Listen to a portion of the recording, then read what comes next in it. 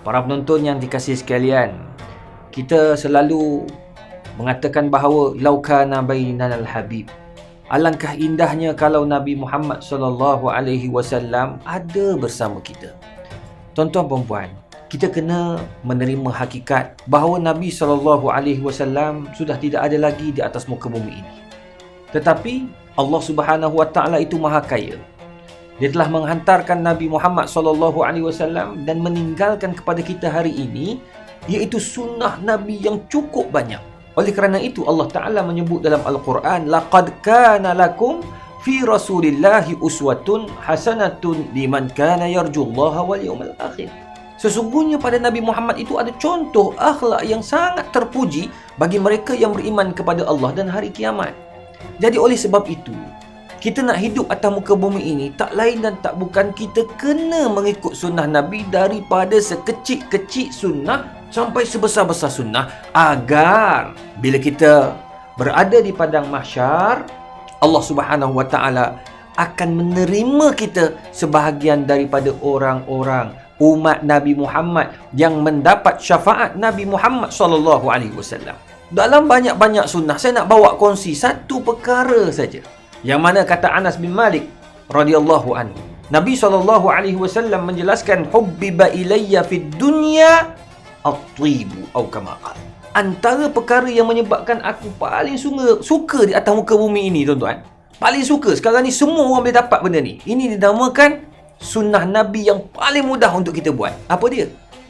At-tibu, wangi-wangian. Tuan-tuan, kita pakai bau-bau wangi ni merupakan sunnah Nabi. Itu sebabnya jangan kedekut untuk beli minyak wangi.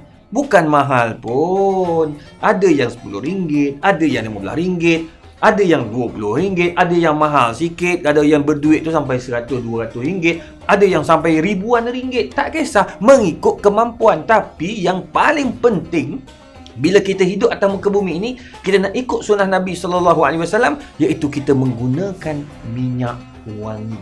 Agar badan kita wangi, tangan kita wangi. Bila orang duduk dekat kita, orang suka. Bila kita duduk dalam majlis ilmu, raudatan min riyadil jannah, sebahagian daripada taman-taman syurga, Allahu Akbar, malaikat merasakan nikmat yang teramat sangat, mendoakan kita.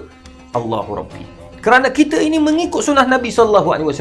Kalau ikut Syama'il Rasul, dalam kitab Syama'il Rasul, pertama Nabi SAW, antara sifat Nabi ataupun antara ciptaan Allah kepada Nabi Muhammad SAW yang tidak ada pada kita hari ini, peluh Nabi itu wangi, tuan-tuan. Kita jangan cakaplah wangi, na'udzubillah, bau ni wabillahi taufik. Tapi apa yang saya nak kongsi pada tuan-tuan, puan-puan yang saya kasih sekalian, Nabi tu bukan saja peluhnya wangi, tetapi hubbiba ilayya fid dunya. Aku telah disukakan. Aku jadi minat yang teramat sangat pada wangi-wangian.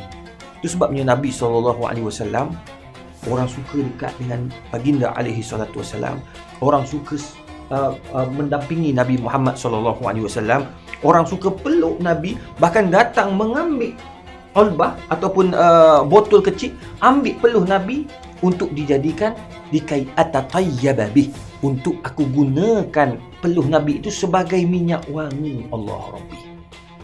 Jadi oleh demikian, tuan-tuan, segala jenis minyak wangi, ada orang dia pakai bauan untuk ketiak dia, ada yang pakai untuk bajunya, ada yang pakai untuk kulitnya, yang semuanya wangi-wangi. Percayalah tuan-tuan, kita termasuk daripada orang yang mengikut sunnah Nabi SAW.